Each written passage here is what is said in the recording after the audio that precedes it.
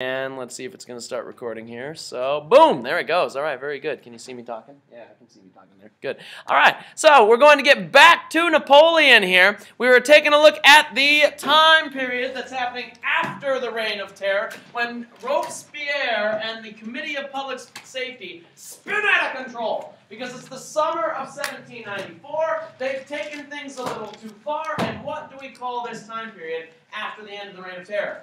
The Great Terror. Alright, so after the Great Terror, that's the summer. What do we call that time period after that? We call it the Thermidorian reaction. Indeed, why do we call it Thermidorian reaction? Because of the calendar, indeed. And when? Alright, yeah, sure, why not? And so when do they end up taking out Robespierre?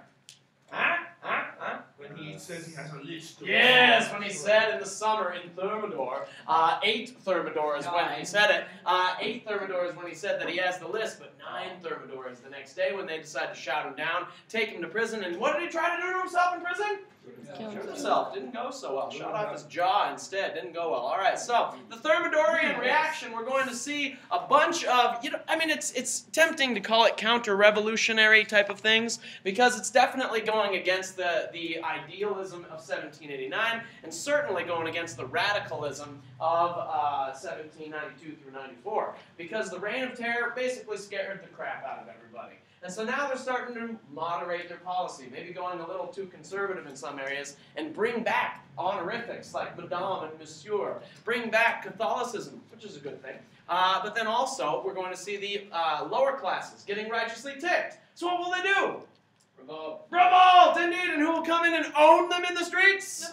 Napoleon and his grape-shot artillery, indeed. So, this is bringing us up to where we left off here, speeding up to the end here, getting there almost. All right, so we've got ourselves a constitutional oligarchy at this point, led by the Directory. So this is a group of men, 5 men, that are trying to keep things, constitutional and all revolutionary-like, but they've also got the Legislative Assembly as the representative institution.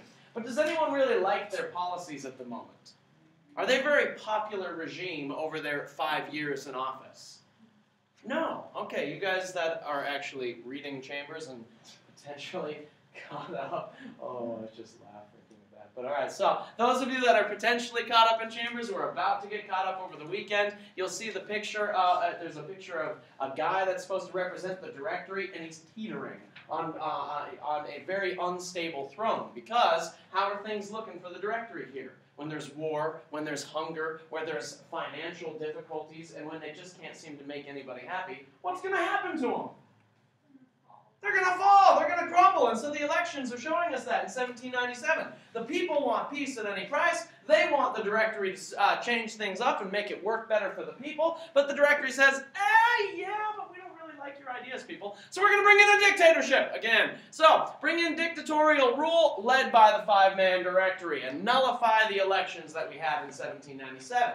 This brings in the revisionists. So, the revisionists in this case, we're not talking about the secondary source historians that we've talked about with revisionists before. Instead, we're talking about revolutionaries from 1789 who had survived through the Reign of Terror and who were, kind of a part of the Directory, but then also kind of not. They're starting to see the failures of the Directory, and they know they need someone who can make a stabler oligarchy. Because the oligarchy that they have now in the Directory is led by a bunch of representatives who don't hold the people's concerns, don't have the people's trust, you could say. So who do they think they need to have to help lead this thing?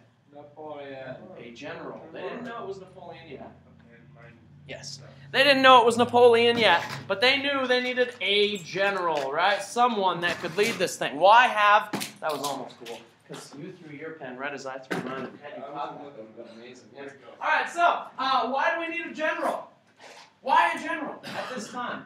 Because they knew what they were doing. Okay, so they know what they're doing. They know how to win the war. That's a big thing. Why else would you want a general if you're the revisionists? Enforce the rule of law, indeed. Oh my gosh, Dino, you're just seriously destroying it. All right, and the worst part is this is on YouTube right now, so everyone on YouTube is like, wow, this guy, seriously? What is he doing here? What is he doing? They can like see pictures of it? Oh, totally. Really? No. Connor's never seen my YouTube page. Okay, so that's okay. All right, so the revisionists, they know they got to have a general because they have a general that can win, a general that can enforce the rule of law, and what else? If you got a big winner out there, how's that compared to the loser representatives that are running a dictatorship? People will back. Thank you. Yes, so they want a winner. They want someone who's awesome. They want someone who's made a name for himself. And who will that man be? Napoleon. Napoleon! All right. There's the young Napoleon, 1799. This picture was made, it was painted as he was joining the artillery corps as a young lieutenant. And where was he from? Where was he from? Oh, all right. So from the countryside, so to speak, it's an island. It's a vacation hotspot. Commercial. Yes, it's a vacation hotspot now in France. Anyone? Corsica. All right, it's from Corsica. So it was owned by the Italians. All right. So I'm gonna. Did we get that all written down? We're gonna come back to the coup d'état in just a little bit. First, we're gonna get his background now. If we take a look at Napoleon's rise to power. So Napoleon, with his background, he became a dedicated patriot and revolutionary from Corsica. Because Corsica was owned at this time, in 1789, owned by the Italians. Now, the Italians were not their own state. Who owned the Italians? Okay. The church owned chunks of it, good, and the Austrian Habsburgs owned much of the rest. So basically, Italy is divided between church interests and the Austrian Habsburgs. So Corsica was kind of caught in this empire, so to speak, of the Habsburgs. So the Corsicans, they ended up fighting for their independence. Now, who was helping to lead that?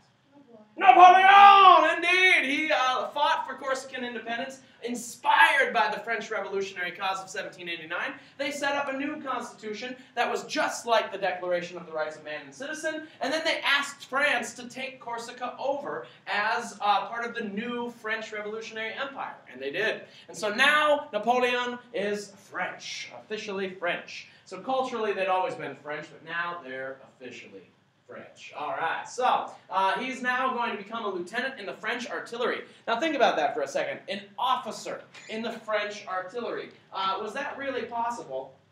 Sorry. Yeah, anytime. Well, let's see. Toward the end of the period.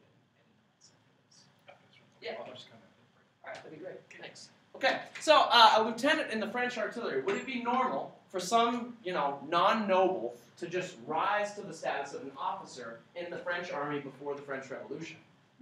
No, that would not have been possible. And so now that kind of thing is possible because of that French Revolutionary cause. So he's going to start rising in power and status because he's going to make a name for himself, a big name for himself. So he'll become a national hero thanks to the Italian campaign. And so something that's kind of cool about Napoleon that I forgot to mention, just kind of his background with his character and his dispositions, the way that he's viewing the revolution, the way that he's viewing the time period. I mean, 1789 forward is a very idealistic time period, right? Full of all kinds of different ideals. But Napoleon's not an idealist. Anyone know, what is he? He's a skeptic. Okay? He's an opportunist. He is an opportunist in a time of opportunities. Because now that the revolution has started, you've got all kinds of opportunities open to anyone who's talented, anyone who's driven, anyone who's willing to really work hard to rise up in status and power. He certainly is willing to do that. Now, he is kind of another reason that makes him really cool is that he doesn't really fit into one particular group, because during the course of the revolution, you've got a lot of people that are either aristocratic or they're a commoner, they're a third estate bourgeoisie or they're a whatever, right? So he doesn't really have any political affiliation. He's not a royalist, nor is he truly a Democrat. He is not an aristocrat, nor is he really a commoner. Really what he is just a guy that's out for power. And that really drives his personality and his dispositions throughout this revolution. Now, another interesting fact about him, he also has no religion. He disavowed religion at the age of 9 because his teacher said that his hero, Caesar, was probably burning in hell. And so from that point forward, Napoleon said, well, to heck with religion, I'm going to be an agnostic because I don't want to know a God that will condemn Caesar to hell. Ugh. All right, interesting. So overall, he's just an interesting character. Now he's going to make a big name for himself because of two big events. The first is the Italian campaign, which I'll tell you about in a minute, and then the Egyptian quagmire, which I'll also tell you about right here. So if you didn't get that written down, we'll come right back to it. So here is the map of how things are going in France. We've got problems all around us because how does Spain feel about the French Revolution? They don't like it because they're royalist. Okay, how does Prussia and the other various kingdoms of the former HRE feel about the French Revolution? They also hate it. How does Belgium and Amsterdam, the Austrian Netherlands, how do they feel about the revolution in France? They like it? No, they hate it too. And the Austrian Habsburgs? Hate it. And the Brits, especially the Brits, how do they feel about it? Hate it. So France, what do they got to do if they want to survive here?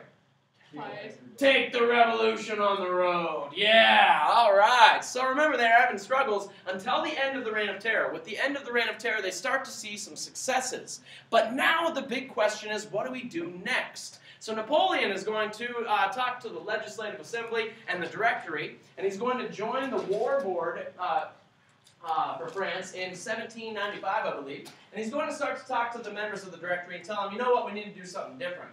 Because all the members of the Directory were saying what we need to do is attack the Austrian Habsburgs head on.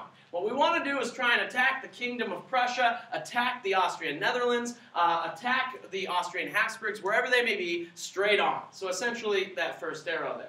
Napoleon said, no, that's not a good idea because we're going to throw everything we've got into fighting on the full force against the Austrian Habsburgs. Instead, what we should do is kind of hold them right here, and then where should we go to get around them?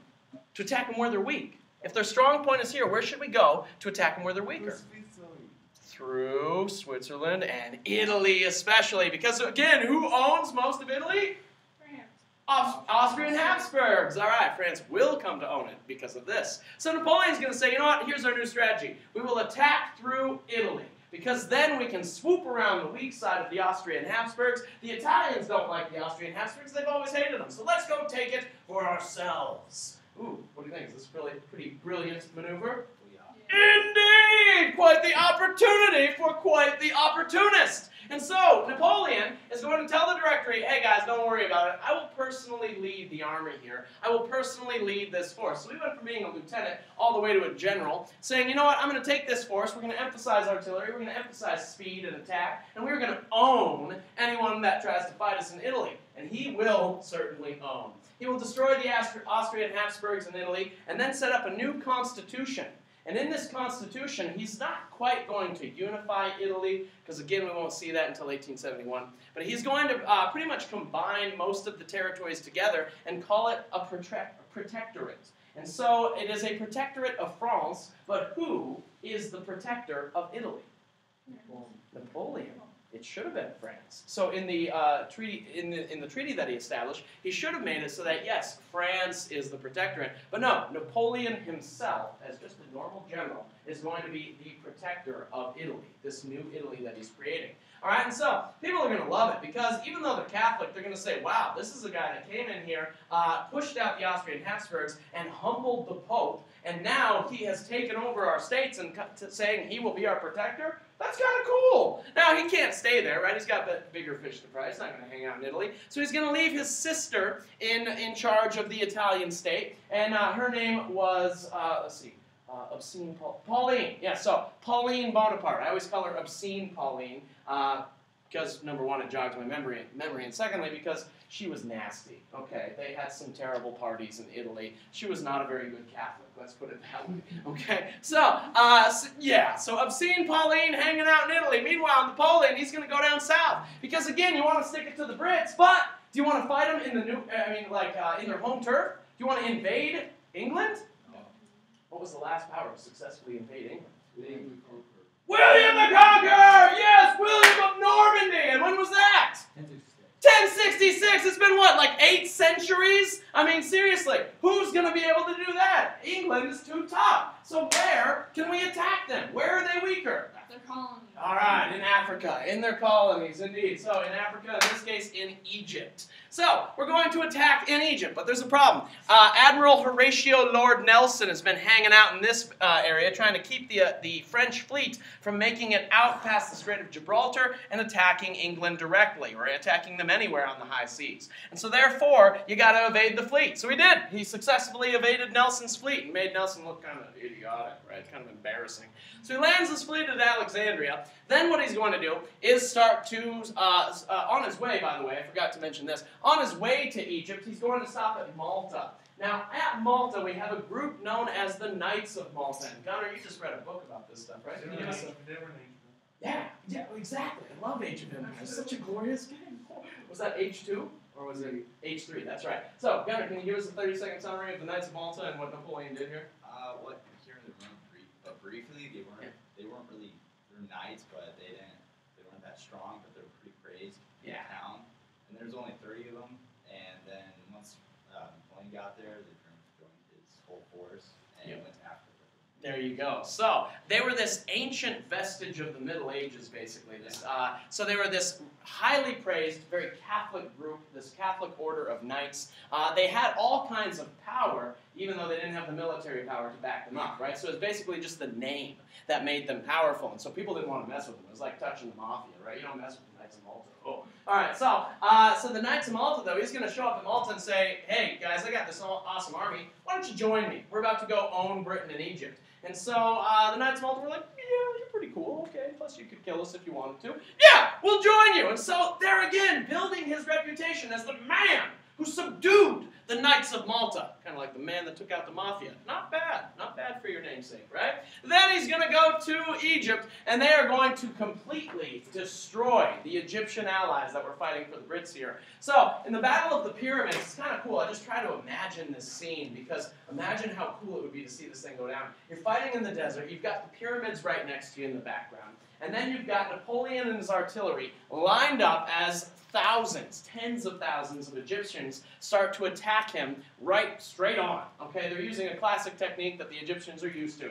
Straight on attack, screaming like crazy, running with your swords or riding on your horses and your camels that are spitting like crazy too. Right? Good idea against Napoleon's grape shot? No, because it will, as you can see the numbers there, 29 of Napoleon's men to 11,000 deaths for the Egyptians. Yeek! All right, so that's going to send a message back to France too, isn't it? Because Napoleon, meanwhile, is sending all kinds of letters, all kinds of, basically writing a bunch of stuff for the newspapers to fill the pages in France so that they all see, whoa, Napoleon did what? He did what with Italy? He did what to Nelson? He did what to the Knights of Malta? And the Battle of the Pyramids? Holy crap, this guy's amazing. So they're loving this. But then there's going to be some problems, right? Going to be some problems. So, Egypt is going to turn into a quagmire for our good friend Napoleon. So, what is a quagmire, by the way? Yes. Bad situation. Very bad situation. One that you can't get out of. It's like quicksand. You get stuck there, and I mean, ironically enough, it's happening in Egypt, right? So, he's just stuck in Egypt. Can't get his feet out of that quicksand. So, he's going to have a tough time, first of all, because, I mean, I got to say, I'm enjoying when Napoleon beats Admiral Horatio Lord Nelson on the high seas, but he's not a guy to mess with. He's pretty cool. I mean, he's got a whole square named after him, right? What's the name of that square in England? In London? Trafalgar Square. And why Trafalgar Square? It's got a huge obelisk where there's this statue of Nelson just sitting there going like this. It's pretty awesome. No one seen it? I've seen it. All right, so Trafalgar Square, it's named after the Battle of Trafalgar. I'll give you all kinds of fun details about that later. But Admiral Horatio Lord Nelson, he's got a long name because he's awesome. The Brits love him, and he has earned his own reputation. So is he just going to let Napoleon beat him? No! So what he will do is bring in his fleet and completely destroy Napoleon's only route out of Egypt by destroying his fleet at Alexandria. So, at Alexandria, Lord Nelson's fleet will completely own Napoleon's forces. And so now Napoleon is basically sitting in the sand with his, I think it was about 10,000 guys at this point, and nowhere to go. And so they sent some messages back to France and said, hey, we kind of need a few boats to get us out of here. And France was like, sorry guys, we got our own problems, good luck. And so Napoleon's just sitting there. So then, as they're sitting there, the plague hits. Okay, so first the fleet's gone and it's smoldering in the water there, and then plague. Oh boy. All right, so Napoleon's forces, are they having a tough time? Yeah. Yeah, and sadly, as a result of the plague and as a result of feeling all this hopelessness and seeing all of these angry Egyptians crowding around them in the towns that they were staying in, Napoleon's army is going to commit its first war crime. And Napoleon himself will order it, sadly. So if we're balancing out the awesome with the evil, Napoleon's going to order that they line up about, I think it was around 3,000 non-belligerents, so men, women, and children, and kill them at bayonet point because they wanted their food and they wanted the Egyptians away from them as they were trying to survive this plague and survive this dire situation. So the first of his war crimes happening there in Egypt. But is anyone going to hear about it in France? No. No, because what's Napoleon going to do before anyone gets a chance to hear about it in France? He's going to leave! Oh, man. So Napoleon leaves his army behind. He's going to do this again, by the way. So he leaves his army behind to get back to France to raise a new army before anyone hears about it. So he'll get back to France, spread all the propaganda about Italy, about the Knights of Malta, about Nelson before he destroyed the fleet, and then be like, yo, I'm Napoleon, I'm pretty awesome. And he gets there just in time for which other event? You guys read a packet on it. You were just talking about it. You were asking about it, remember? Brumaire? What's he going to do in Brumaire? He'll arrive back in France in the month of Brumaire, November, and he'll be like, oh, interesting, the government is failing. Oh, no one's heard about me in Egypt. Oh, I'm really popular right now. What's he going to do? Coup d'etat. Ah, coup d'etat, which is French for? Final blow. Coup d'etat. Yes, okay, so taking over the state. Yes, Did the French start spreading the plague, or was it the Egyptians? that was the Egyptians. They had an outbreak of plague. I mean, we'll see outbreaks of plague throughout Europe. All the way until 1666, right? But then, yeah, this was just one of those random outbreaks. Connor, got your hand up, or you just... No? Just chillaxing? Okay. All right, good. So, Napoleon, he's going to get back to town before anyone has a chance to hear about it. Now, there is a definite conspiracy that's been happening against the Directory up to this point. So, you'll recognize some of this stuff from the previous slides. There's just getting us caught up to speed, and boom, there you go. So, the Directory is weak at this point, right? And they're looking for a general. They don't care which general. They're looking for a general that can help them to overthrow the Directory and establish the revisionists in a new kind of oligarchy. They want to call this thing a consul. Now, where do they get this idea for the consul from? Anyone? Rome. Ancient Rome. There you go. So ancient Rome had the idea of the consul, in which you had these military leaders and political leaders working together to stabilize the state. So they're looking for a general, and who arrives just in time before the bad news gets back to France about Egypt? Napoleon. There you go. So that brings us to the idealism of 1789. They died. So, yeah, as far as we know. As far as we know, most of them either died or, made their way back to France somehow, but they were stranded. So Napoleon was basically the only guy that got back, along with a few of his officers. He was like, this is the last ship. I'll see you guys. Yeah, be like, I'll be back for you guys. And then, yeah, sorry. Okay, so you can imagine a lot of ticked off Egyptians, too, after that war crime. Yeah. Okay, so that brings us to the issue of, what has happened over the course of this revolution so far? It's been 10 years by the time they bring Napoleon to power, right? 10 years since the revolution began. We had a lot of idealism when it began, right? Now, remember, who was the guy who wrote the pamphlet in January of 1789 saying, what is the third estate? No, not Marat. He was the radical. Who? Emmanuel Saillet. All right, you were close. So, Emmanuel Saillet. So he said, what is the third estate? Everything. Everything, indeed. Yes, so everything. And so, very idealistic time period in 1789, because Emmanuel Saillet in 1789 said, what is the third estate? His answer was everything, meaning that the people must have a form of democracy. At that time, he meant constitutional monarchy, with the people having their voice in a new Estates General or National Assembly. But they had a chance at democracy. How did that democracy work out for them by 1792 and 93? All right, not so good, because you've got the September massacres, you've got the New Republic, you've got war, you've got terror, you've got bad things happening, you've got emergency socialism, you've got death of tens of thousands in Paris alone, hundreds of thousands around France, and so now they're kind of getting shocked by the reality of this full-on democracy and this terror that happened as a result. So by 1799, Emmanuel Saillet changes his motto. He says, we should have confidence from below and authority from above. What kinds of things have changed his mind in the last 10 years? And well, how about this? More importantly, who is he at this point? All right, so he was an ardent revolutionary in 1789, a member of the National. He became a member of the National Assembly by 1799. Those of you that read, you'll know. He was the leader of which group? Against the Directory. The Revisionists. He was the leader of the Revisionists. Okay, so he's the leader of the Revisionists 10 years later, and this ardent Democrat. Now, what is he saying we need to have? We need democracy still? No, we need enlightened despotism. We need a leader that can stabilize this state and bring peace back to our country. So, as a revisionist, he wants a general, and that general will be Napoleon.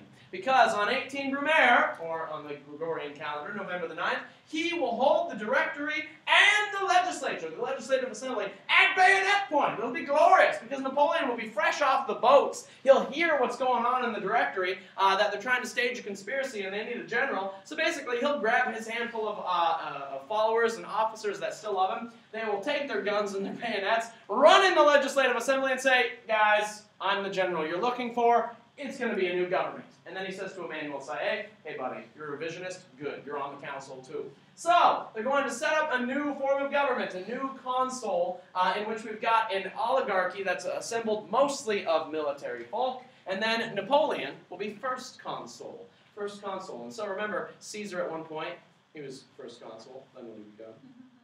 Yeah, okay, so you see where we're headed with this one, right? See where we're headed with this with Napoleon. So, how are the people feeling about it?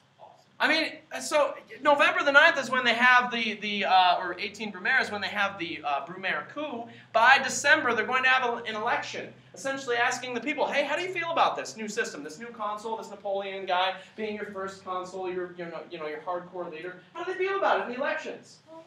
Awesome! They said, yeah! Are you kidding? This is great! Let's do this! Napoleon's winning battles, he's winning wars, and we have a new constitution that's giving him some serious authority? Sure, we'll go with that. Whatever it takes, man. Just give us peace. Right. Yeah. So that's Napoleon's rise to power. Not bad for a little man, eh? Not bad. Gives us other little men some hope. Did he really have like a bad temper? Oh yeah, yeah, absolutely.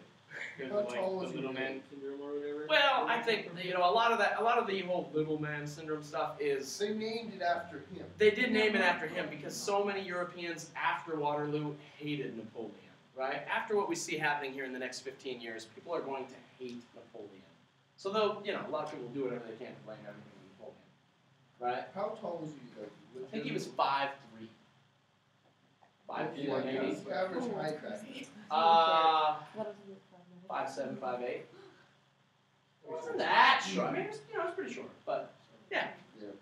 Shorter than you. Do Yeah. you like Okay. tall people? Do what? Do you like tall people? Actually, his in his wars, what he did was he redesigned the uniforms so that they would be wearing really, really tall hats with long plumes on the front of the hat. Every infantryman had a really tall hat because it made them look scarier.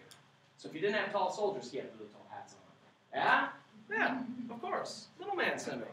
Come on, cut a brother some slack. Why not? All right, so now let's take a look at what he's going to do after he takes power. Because he's going to try and change up the laws, making it so that it works for the people, and, more importantly, works for him. Doesn't that sound like enlightened despotism to anyone?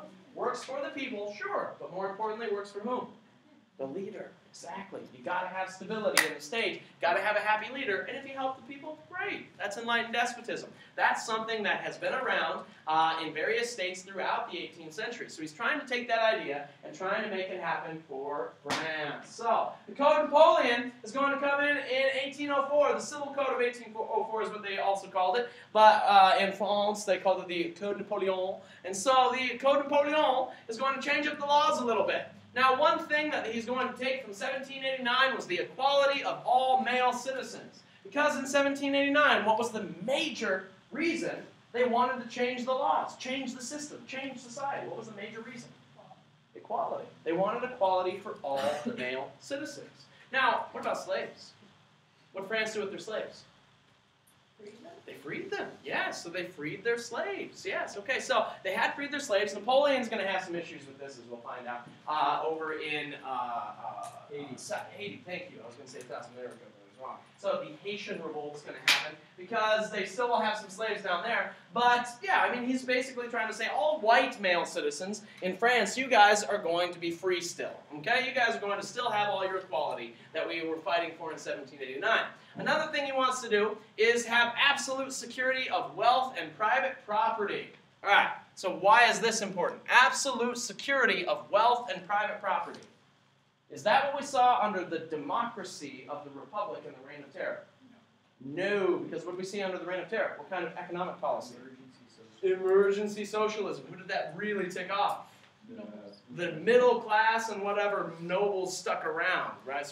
So we just call them upper class now because they got rid of the nobility title, right? So anybody who had money during the Reign of Terror was not feeling very secure. And so he's trying to get the faith of those bourgeoisie on his side. Then another thing he's going to do is establish a Bank of France. So why establish banks in France? They didn't have. Okay, they didn't have any. Okay, and so the other issue is they were always dealing in gold bullion, right? Always dealing in gold bullion, and then they have the revolution, and then they started to print the assignat. So what did they use as the backing for the assignat after the revolution started? All right, so they used the land. They used the land that they had taken from aristocrats in the church, right? Are we remembering this? Yeah. Hope so. Good. All right, so they used the land as the backing. Now, so they got to have someone who kind of directs the money and says, this is how much our money is worth. Because printed money isn't worth anything if the government doesn't back it. No. So why have a bank then? A state-directed bank. You can back it, exactly. You can finally have some stability for your currency, which means much better things economically for France. All right, another thing he's going to do is reconfirm the gains of the peasants and the middle class. Have they gained much since 1789? What do you think?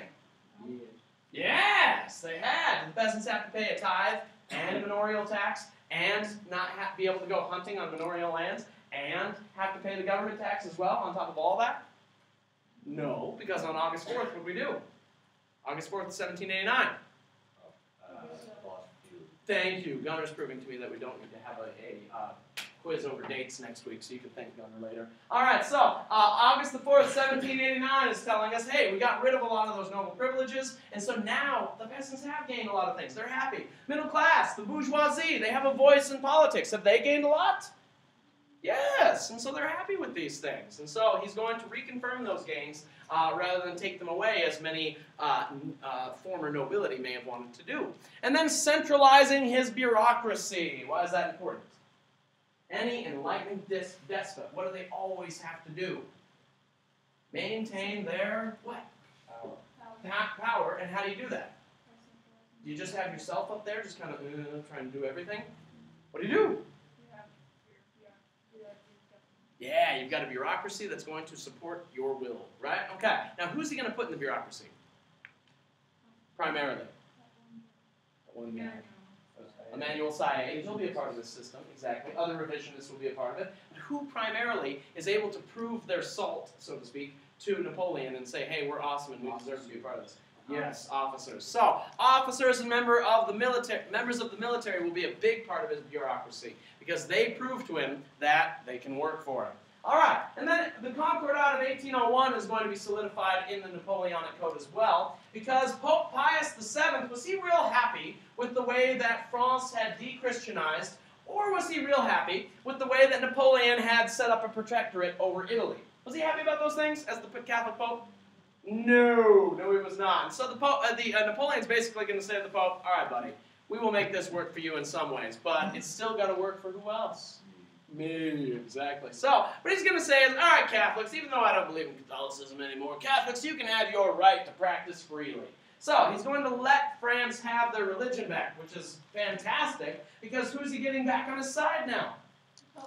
The Pope, yeah, good. And in France, remember there's kind of, yes, there you go. So the peasants and the counter-revolutionaries back on his side now, along with the Pope, which is a guy you don't want to take off. All right, and then France, another thing that he's going to do, though, is say that France gets to nominate their bishops and their clergy. Okay, so this is something that started in 1789 when they had the Oath of Allegiance and they allowed priests to be chosen by voters. Remember, not a good idea, right? Kind of ticked off the peasants. But Napoleon's saying, all right, we can practice freely, but the government gets to nominate these bishops and gets to pay the clergy. Why? Why does he want to be able to do that? Okay, that's... There you go. So there's more control, certainly, over the hierarchy of the church and their status in society. So they're not having the same benefits they would have had under the Ancien regime. What else, though? What else is important about this? Napoleon's doing a lot of immoral things. Let's be honest, right? A lot of immoral things, especially once he starts many of his wars, which will take the French all over Europe and fight nasty wars that are totally unjustified. So, what do you think? Why does he need the Pope on his side, the bishops and the clergy, talking on every Sunday, talking to the people? Sets him straight! That's right, makes him look good! Yeah, we got to have the priest as his moral prefects, meaning what? Moral prefects. Yeah, so they're making him look real good because a prefect is a member of the bureaucracy. So, the moral prefects mean he's paying their bills, and therefore they got to talk nice about him and say, oh, Napoleon's a saint! Yeah, good idea, isn't it? Yeah, if you're a dictator, that's a great idea. All right, fantastic idea. What are the costs of order? How are things going to be working? I mean, what kinds of things have we lost here? What do you think? Ladies, what do you think? What have you lost? Yeah, so there were some rights that were gained during the French Revolution, especially during the Reign of Terror. I mean, they were practically on the same level as men in many ways, except for in voting rights. So, many gains throughout the Reign of Terror, but now, Napoleon, he's kind of taking that away from you ladies. Making women dependents of their husbands, which is no different, by the way, from what we saw around the rest of Europe. All right? No different whatsoever. However, he is going to certainly turn back the clock, sadly, and get rid of that progressive approach that they saw during the earlier part of the Revolution. Because what he wanted to do was set up the male of every family as the family monarch, the family patriarch. So the male is the leader of this thing. And so he's, again, getting the acceptance of the men of the family, making them say, hey, I like this guy. He's not letting women get out of their place. So the women, meanwhile, not pleased about it, right? Not pleased about it. I can tell you're fuming about it right now. Oh, anger. Hey, that's good. That's good. All right, so another thing he's going to do is take away freedom of speech and press. So he will take away the freedom of the speech press and make them organs of his own propaganda. And so this is going to be very effective as well. But is that in line with the ideals of 1789? What do you think? No, not at all. So sadly, he's getting rid of one of the most important parts of 1789. Another thing he's going to do is set up a police state under the leadership of the former Minister of the Police of Paris. That guy's name is Joseph Fauch. So Joseph Fauch is going to be Napoleon's, I guess you could say, his angry attack dog, who's going to go all over France, making sure that order is maintained. So what they will do is take people to prison. They will put people under house arrest. They will even put them in insane asylums. And honestly, I think the last one is the worst one. Because what's the first thing you do to a person who gets uppity in an insane asylum? Send them to the chair. You lobotomize them, and you were using the proper motion. How do you do it? You put the thing right. Yeah, yes, you put it like a little. It's not really a knife, but it's like a very sharp point, a needle type of thing, in a certain, like right on the tip of the eyeball, and then you tap it once with a hammer, and then you're a vegetable. Okay, so that's what they do immediately to those that they don't like. Yeesh. Okay, so Napoleon, interesting character, certainly, interesting character. So tell me, ladies and gentlemen, a little quick summary. Is Napoleon a child or betrayer of the Revolution? Based on what you've seen from him so far, let's have a 5-minute debate. Is Napoleon a child or betrayer of the Revolution? Betrayer. Betrayer. Why? Because he pretty much hypocrite like the revolution, because he's turning everything around. Okay. All right. What would the Directory have done? What would the Directory have done? Weren't they doing the same thing before Napoleon? Did the people also confirm Napoleon's new authority in 1799? I guess you. I'd say he's a child because Child what? because he's not a noble and he wouldn't have been able to get to like where he is, like his position, if not for the revolution, because they allowed like normal like middle class people to be in So then why would he overthrow the idealism of 1789 and bring in a thing like a police state or get rid of freedom of speech and press? It wasn't working. Wasn't working? People, they thought they wanted the democracy, but then they decided they didn't. I guess. I don't know. They wanted peace at any cost. Peace at any cost. Okay. So at what expense do we have peace at any cost, though? Do we have things like a police state, and no freedom of speech and press? Because even enlightened despots allowed some freedom of speech and press, didn't they? Even enlightened despots did.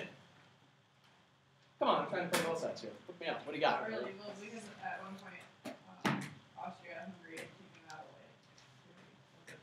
Yeah, that was Austria-Hungary. Joseph II, who was bopping around Europe at this point. They had taken Actually. that away too, so it's not necessarily that. Okay. I was watching the History Channel one day, and it said that it was like three or there was like supposed to be like three antichrists.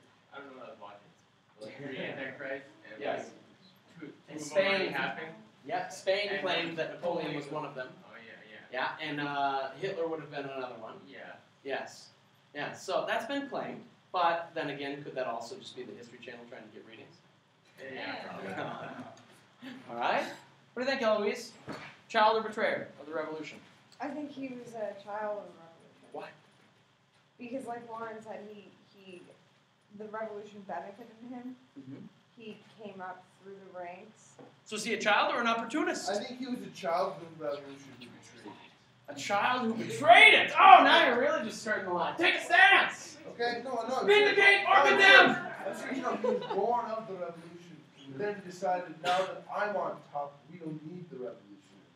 So I he feel got like two how men the who revolution- got So did he not use any aspects of the revolution, or did he take what worked for the state? What worked for He him. did have it because he's obviously a betrayer because he didn't have He's any. like, He didn't have any. He only had personal goals. He didn't have like country goals. He wasn't looking. These look like country goals. It's like all Yes. of the revolutionary spirit, Okay. though. Well, I think he's also a child because he was from Corsica, and Corsica only became like under France because they liked the French Revolution, and so he wouldn't have even been a French citizen if not for the revolution. Okay, so had it not been for the revolution, he would never gained any status whatsoever? Yeah. Indeed. Indeed. Right. Okay.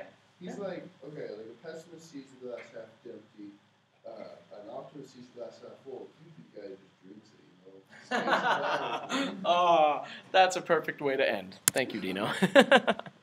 All right.